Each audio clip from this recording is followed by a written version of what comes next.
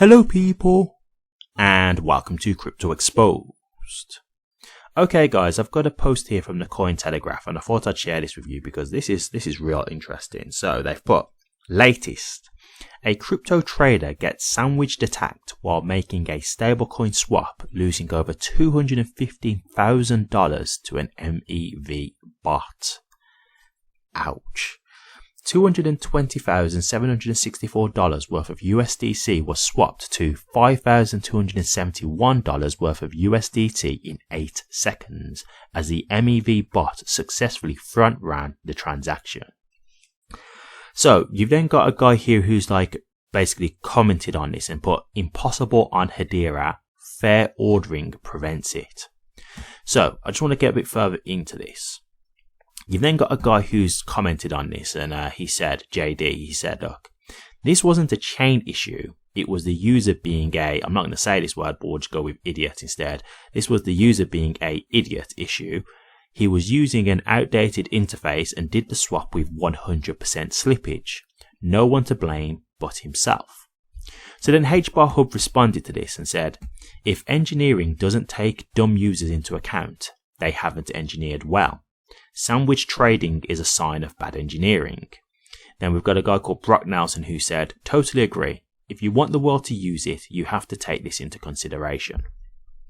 Okay, so look, sandwich attacks. I'm not going to act like I'm fully, aware of these kinds of things. I know these are like things that bots can do to basically like steal money from you, but I don't know the full ins and outs of it, right? But as they're saying here, this is something that's just not possible on Hedera. They've got it in a way so that these kind of things can't happen. They've got fair ordering. So the thing what I'm trying to show you about this is, again, like when you come to invest in a token, this is the kind of stuff that you obviously want to know. You've got in place because it's going to protect your finances, right? Like imagine you've sold your HBAR for an absolute fortune. You've made life-changing wealth off of HBAR, and then you're looking to swap it over, and suddenly you get front ran, and you just lose the wealth. You just lose a significant portion of the wealth. Obviously, you're going to be absolutely furious, right? Of course. And so the thing that I will say about this, I do agree overall that while yes, you can say, well, the user didn't know what they were doing, and so it's kind of it's on them.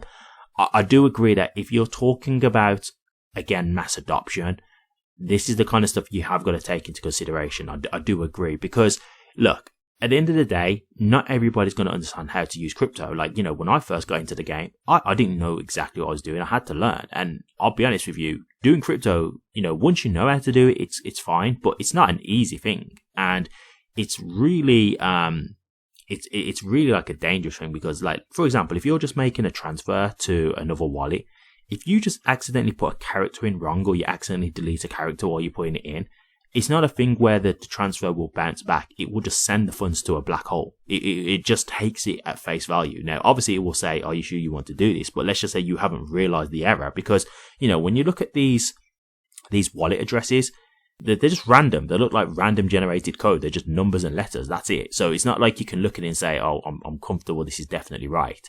They're really long and just random code. So it's like, it's one of those things where you're not always going to be certain, right? And this is why a lot of people say, like, do a test run before you send your full amount of funds that you want to send to make sure that it's correct. And so, look, for me, I do agree in that regard that, like, if this kind of stuff happens to people, this is the kind of stuff that's enough to make them just want to be done with crypto overall, right? Like, if you have an experience where you lose like $200,000, that kind of money, that's enough for you to just say, forget it. It's not worth it because I do not want to be put in a position where I lose that again. Now, look, some people might dust themselves off, brush themselves off and say, okay, that was a costly mistake. I'm going to make sure that doesn't happen again. But some people will just say, forget it, right? Like, some people will just be like, I'd just rather not get involved because that was too much of a loss for me. And I would completely understand that. I think that's completely fair, to be honest with you. So, this is why I will say, like, if you want mass adoption, you want to avoid these kind of things happening because this is the kind of stuff that will put people off, right? If you could lose that kind of money that quickly from a mistake, yes, don't get me wrong, the person made a mistake. It was on them in terms of the slippage. That's definitely something that I learned about early on because luckily I was told about it, so I understood it. But it's one of these things where not everybody knows about this, and crypto, it's not the easiest thing to understand. And, it's easy to just make mistakes. We're human, right? Anyone can make mistakes. So I'm not here to, judge the guy in that regard. We could all make mistakes. But this is the thing, like, you want to try and make it as fail-proof as possible, right? Because you want them to have, the users have a good experience. And this is another thing to me that could make people want to use Hedera over other networks, right? Because they might say, okay, well, whatever network this happened on, I'm just never going to use that network again because that's how I lost a significant amount of money. So I'd rather just not deal with a chain that can happen on. Like if they know like, oh, Hedera, this doesn't happen, cool, I'll just use Hedera then. Rather than even thinking, okay, well, I've got to learn from this mistake. Let's just go to a chain where that can't happen. Because, like for me, just seeing this, like, I'm like, wow, like, this is something that even I'm learning in terms of like, Hedera having this kind of fair ordering to prevent this kind of stuff. Like, that's just another positive for me. I'm like, oh, that's great.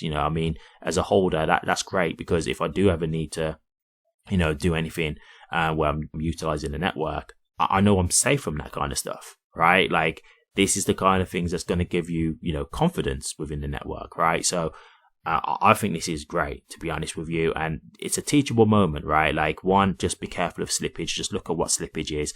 I'll give you like a really quick breakdown. Slippage is just basically when you're doing like a transaction. Say like you wanted to transfer Hedera into USDC, for example. You have something that's called slippage, and slippage is basically how much you're willing to potentially lose to make the transfer happen. Okay, so because if like the network's like congested or something like that, it could be that like it might be a thing where it takes a little while for it to go through, and there could be like a price difference when it happens. And so it can be a thing where like the price that you get originally when you get told the quote, it can differ because of slippage. Now, the lower you want the slippage, the more chance there is of it failing, because you're trying to get it as accurate to the price that you was told as possible. So what you do sometimes is like if it's really congested, what you'll do is like you'll increase the slippage a bit, because you'll say like, okay, look, I get it that it's very busy right now. I'll accept that I could lose a bit of value off of the original offer that you gave me, the quote that you gave me, but I don't want it to go over, let's just say 10%, nothing over that. So depending on how much you obviously are willing to do the transfer is how much slippage you're willing to tolerate, right? So it seems like this guy didn't, adjust the slippage pattern and put it as down as 100%, which is why he's lost the strong majority of it. So real unfortunate mistake here. But yeah, like I will be honest, if you want mass adoption, this is the kind of stuff that you have to kind of account for. Like you have to try and put it in so that even if these people don't know what they're doing, they're still protected, because this is the stuff that will put them off. This is the kind of stuff that will just drive them away. So I'm not going to say it's bad engineering, but I will say like it is, if you want mass adoption, this is something that you have to take into consideration, because not everybody's going to come into crypto knowing what they're doing, right? And at the end of the day, like anyone can make mistakes as well. No one is above human error. So at the end of the day, this kind of stuff you want to cater for to make sure that they have a good experience, and you want to make sure that this is avoidable so this doesn't turn them away from the network or crypto as a whole, right? So great stuff to see here that Hedera has this. Like, this is something I've just learned today myself. But yeah, I thought I'd share this because one, it's a teachable moment, obviously just helping you understand what slippage is. And two, just showing you another reason why Hedera is a great network, because this is something that's not even possible on Hedera. So really great to see that. And I think this is, again, another thing that could make people want to go to Hedera over other networks, because that's a big deal. $200,000, it is nothing to be, it's not like you're losing $10, right? And to be honest with you, who even wants to lose $10? Nobody wants to lose any money, right? Obviously. So putting up to $200,000, oh my God, I couldn't even imagine. Honestly, I really couldn't. So yeah, thought I'd share this with you, but another reason to be obviously bullish on Hedera, just showing you how strong it is as a network and the kind of things that it can prevent that other networks can't. Thank you very much for watching this. Please remember to like, comment, and subscribe. And hit that bell. Take care.